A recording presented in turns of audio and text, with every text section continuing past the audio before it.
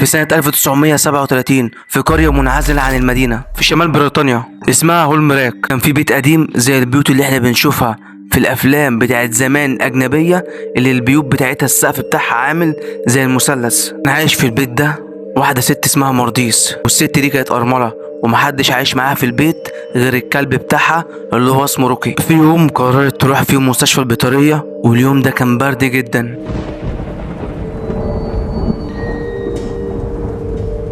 عشان تعالج كلبها روكي اللي كان ساعتها رجله مكسورة بعد ما وقع من فوق السلم. والمستشفى اللي هي راحتها كانت اسمها مؤسسة جرينيفور للبحث الطبي، وكانت معروفة عند الناس انها كانت مكان غريب لدرجة اللي هم سموها المسلخ الابيض. هنا بقى اول ما مرديس دخلت المستشفى شمت ريحة نفاذة، ريحة كده غريبة قوي، ريحة تشبه الكحول وكأن مختلط عليها حاجة تانية، لدرجة اللي مرديس في اللحظة دي قعدت تكح اكتر من ربع ساعة. حتى الممرضين ماشيين من قدامها وهي بتكح وخلاص روحها بتطلع، ولا سألوا فيها ولا اي حاجة. حتى خطوات الممرضين كان اكن فيها صدى صوت. هنا بقى مرديس وهي قاعدة في الاستقبال وهي مستنية الدكتور لاحظت ان في قفص حديد جنبها، والقفص ده فيه قرد، والقرد ده كان عمال يبص لمرديس قوي لدرجة اللي هو القرد ده مش عايز ينزل عينه من عليها، لحد ما مرديس في اللحظة دي قامت وراحت للممرضة اللي كانت واقفة على القفص الحديد اللي فيه القرد. هنا مرديس سألت الممرضة وبتقول لها هو القرد ده ماله؟ فالممرضة بترد عليها وبكل برود وبتقول لها كان عليه دمج خلايا أعصاب بشرية، يعني كانوا بيحاولوا يعملوا فيه تجربة، والتجربة دي تجربة حيوان مع بشر تاني بيدمجوا فيها خلايا الأعصاب بتاعة البشر بيحطوها على الحيوان. فالممرضة بتقول لمرديس لكن التجربة بتاعة القرد فشلت، وعشان كده القرد ما استوجبش العملية، ولا حتى البني ادم اللي احنا كنا بنعمل له العملية بناخد منه خلايا العصب بتاعة مخه بنحطها في القرد ده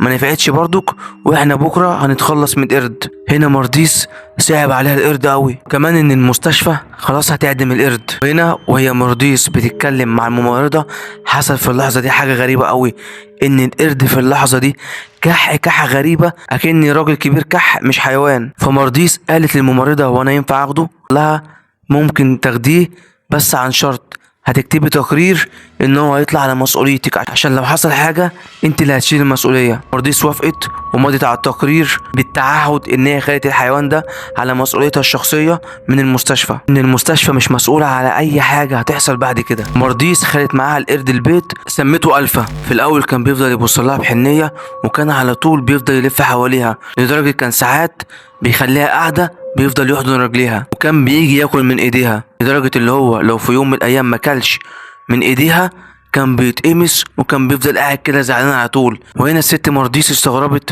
وقالت ايه يا رب الهم ده مرحوم جوزي ما كنتش باكله بايدي بس. وهنا بعد وجود القرد الفا باسبوع ابتدت تحصل حاجات مش طبيعية. هنا بقى القرد الفا اول ما بيصحى من النوم بيفضل قاعد مكانه ومزاجه ساعتها بيبقى متعكر، بعد كده بتلاقيه واقف قدام المراية بالساعات وبيفضل يضحك بصوت عالي.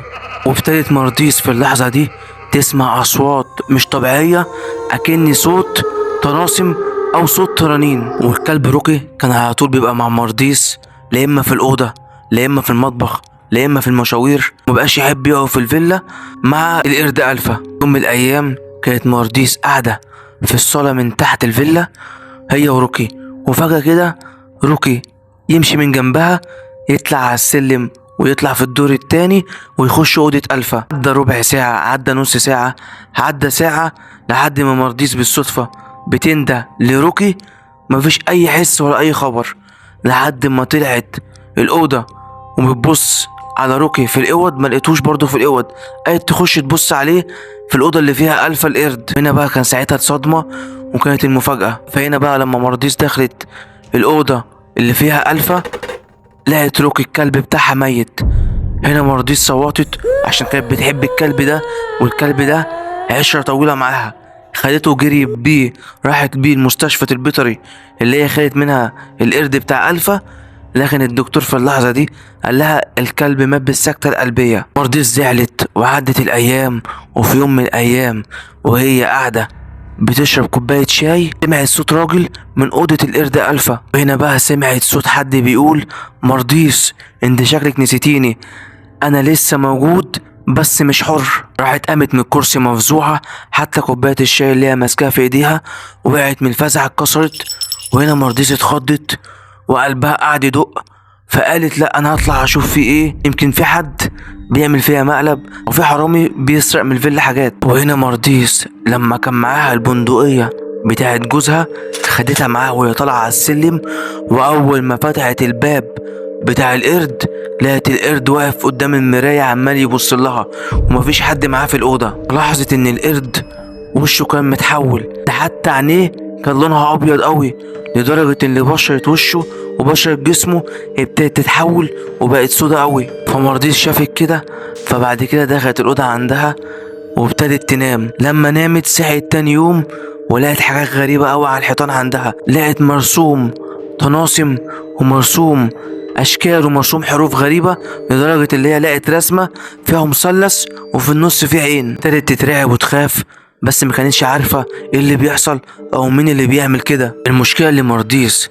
بقالها سنين عايشة لوحدها من ساعة ما جوزها مات، وهي ملاش حد عشان خاطر تروح عنده. هنا مرديس من ساعة ما شافت اللي مرسوم على الحيطة لبسها الرعب ودخلت اوضتها وقفلت على اوضتها المفتاح، وابتدت تنام وابتدت تحلم بكوابيس، وابتدت تشوف ناس مربوطة وحيوانات بتصرخ وبكاء أطفال بصوت عالي. وهنا الكل في القرية لاحظ إن النور بتاع بيت مرديس بيشتغل حتى لو النور قاطع في القرية كلها، وده نور مش عادي، ده نور أحمر أكن جمرة مشتعلة. حتى جارها العجوز قال اللي هو بقاله كام يوم بيشوف قرد بيمشي في الجنينة بالليل، والقرد ده مشيته مش مشية قرد، ده أكن مشي بني آدم، لأن بيمشي على رجليه لفترة طويلة، وبيقول إن طوله أكتر من مترين. في يوم البيت انفجر فجأة والنار ولعت فيه كله. وهنا رجالة المطافي لما وصلت للفيلا لقت جدران ريحتها متشوه، كأن كان في حد عايز يهرب من المكان. الغريب بقى والمشكلة ان رجالة المطافي لما سيطروا على الحريق ما لقوش ولا اي جثث، ولا جثة القرد الفا ولا جثة حتى مرديس. ودي حاجة اهل القرية اللي فيها مرديس استغربت جدا، ان ازاي ما لقوش جثة مرديس ولا حتى القرد اللي كان معاها. عشان الجيران في اللحظة دي لما سألوا من رجال الشرطة في التقرير قالوا ان مرديس ست وحدانية عايشة لوحدها من ساعة ما جوزها مات، وست أرملة ملاش حد حتى عشان خاطر تروح عنده. بس المطافي لاحظت ان في ورقة مكتوب فيها كلام غريب، وهنا المطافي خدت الورقة وادتها لرجال الشرطة، والورقة دي بقى مكتوب فيها انا مش تجربة، انا اللي كنت مستني جسم ولقيته. طبعا الشرطة اتحيرت ومحلتش اللغز، وعدى السنين وعدى الايام، ونيجي هنا سنة 1947 وده بعد وقعة مرديس واللي حصل في الفيلا بتاعتها والحريق ب10 سنين. كان في قرد بنفس الشكل ظهر في مصحة نفسية في النرويج، كانوا بيقولوا ان هو كان بيسكت طول النهار ويجي بالليل يفضل يرسم رموز، والرموز دي مطابقة للرموز اللي كانت بتترسم في بيت مرديس. وكمان كان من عادته ان هو كان بيجي بالليل بيفضل يضحك ضحك هستيري. يا ترى ده مين؟ ده القرد الفا ولا ده مين بالظبط؟ لو عايزين تعرفوا الحكاية استنوني في الجزء التاني. سلام.